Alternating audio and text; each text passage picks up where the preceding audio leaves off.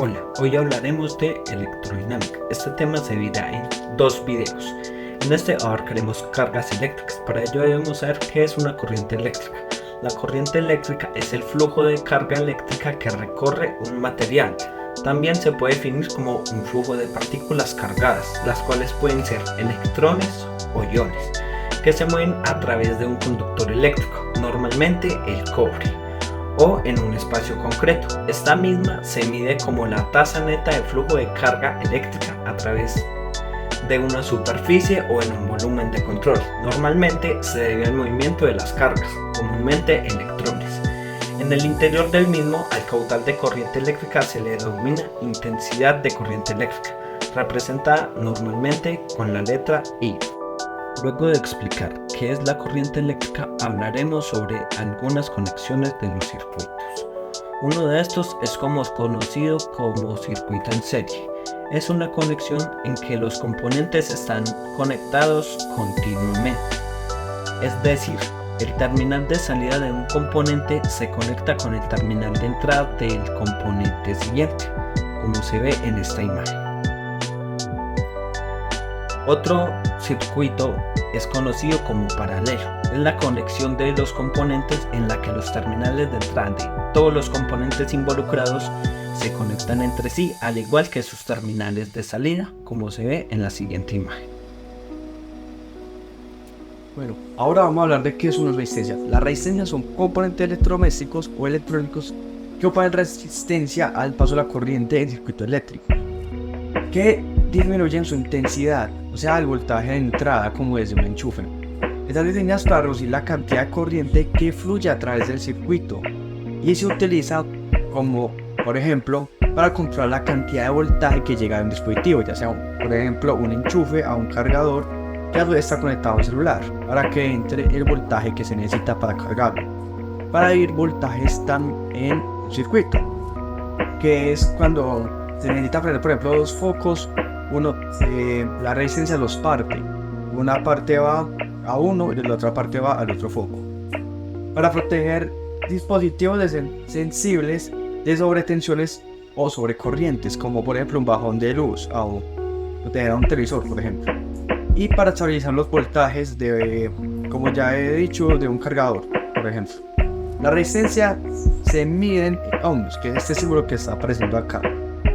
Y vienen en diferentes tamaños y voltajes, y también capacidad de que puede resistir.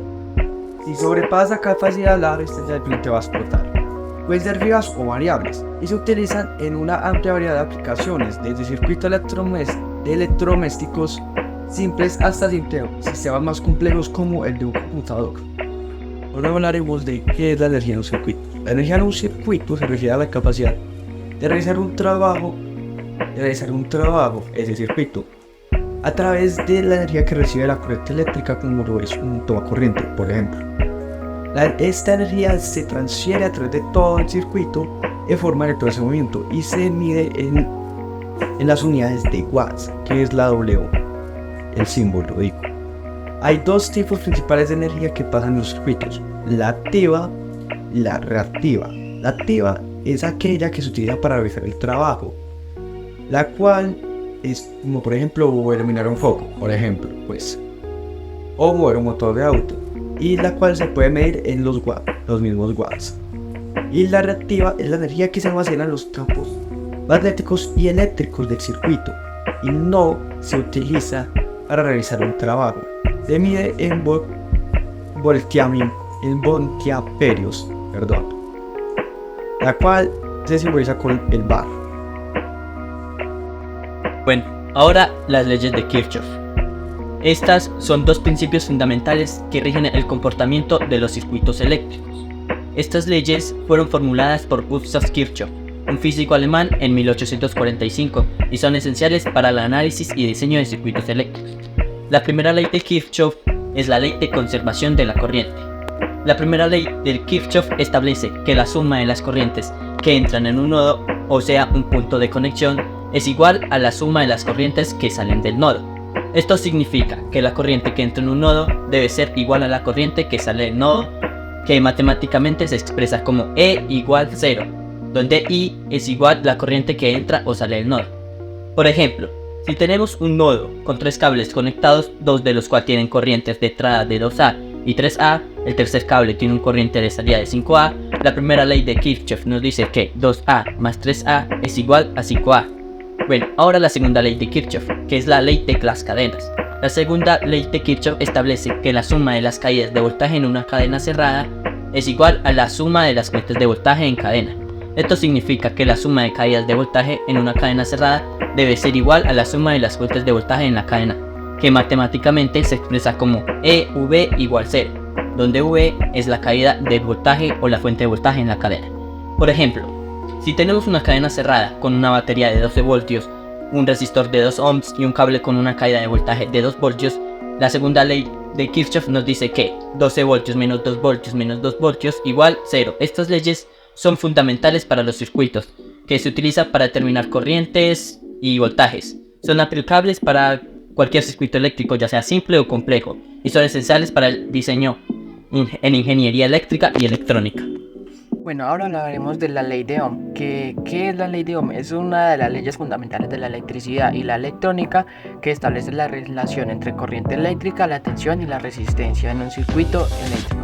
Fue formulada por el físico alemán Georg Simon Ohm en 1827 y ha sido ampliamente utilizada desde entonces para analizar y diseñar circuitos eléctricos. La ley de Ohm se puede expresar mediante la fórmula I igual B dividido R, donde I es la corriente eléctrica que fluye a través del conductor, medida en amperios, se representada con la letra A. B es la tensión o voltaje aplicada en el conductor mediante voltios y es representada con la letra V. Y R es la resistencia del conductor mediante ohmios. La ley de Ohm establece que la corriente eléctrica es directamente proporcional a la tensión aplicada. Si aumentamos la tensión, la corriente también aumentará, siempre que la resistencia permanezca constante. Ahora, la corriente eléctrica es inversamente proporcional a la resistencia del conductor. Si aumentáramos la resistencia, la corriente disminuirá, siempre que la tensión permanezca constante. La ley de Ohm se aplica en cualquier circuito eléctrico que tenga una fuente de tensión, un conductor y un dispositivo que consuma corriente, como una bombilla o un motor. Es fundamental para entender cómo funcionan los circuitos eléctricos y para diseñar sistemas electrónicos seguros y eficientes. Algunos ejemplos de cómo se explica la ley de Ohm en la vida cotidiana y la vida real incluyen el diseño de circuitos electrónicos, análisis y eficiencia energética de los dispositivos y la solución de los componentes electrónicos adecuados para un circuito y la resolución de problemas de circuitos eléctricos. El campo eléctrico es una región del espacio donde una carga eléctrica experimenta una fuerza eléctrica. Esta fuerza eléctrica crea el campo eléctrico, donde se representa con unas líneas de campo eléctrico que son imaginarias. Son unas líneas que van desde protones, desde el positivo al negativo, los neutrones.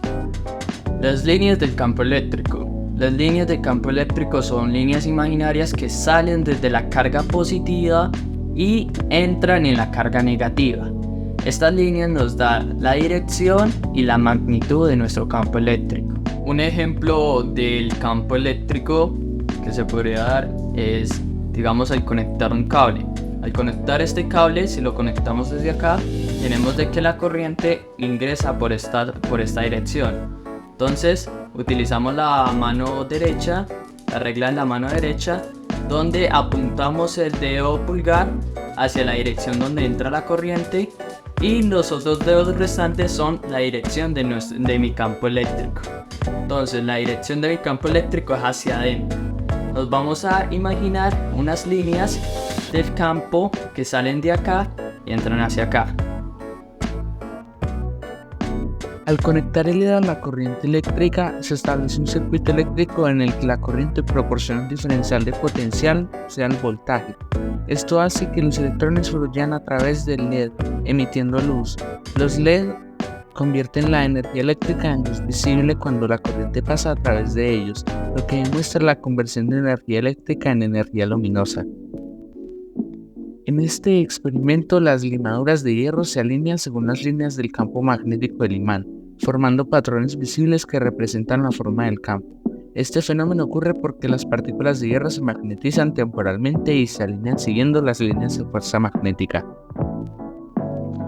Aquí, cuando se frota el globo, se transfiere carga eléctrica a este, cargándolo estáticamente. Cuando se acerca el globo cargado a los papelitos, estos son atraídos debido a la fuerza electrostática entre las cargas opuestas del globo y los papelitos. Este experimento ilustra el principio de atracción de cargas opuestas en la electrostática, que es una rama de la electrodinámica.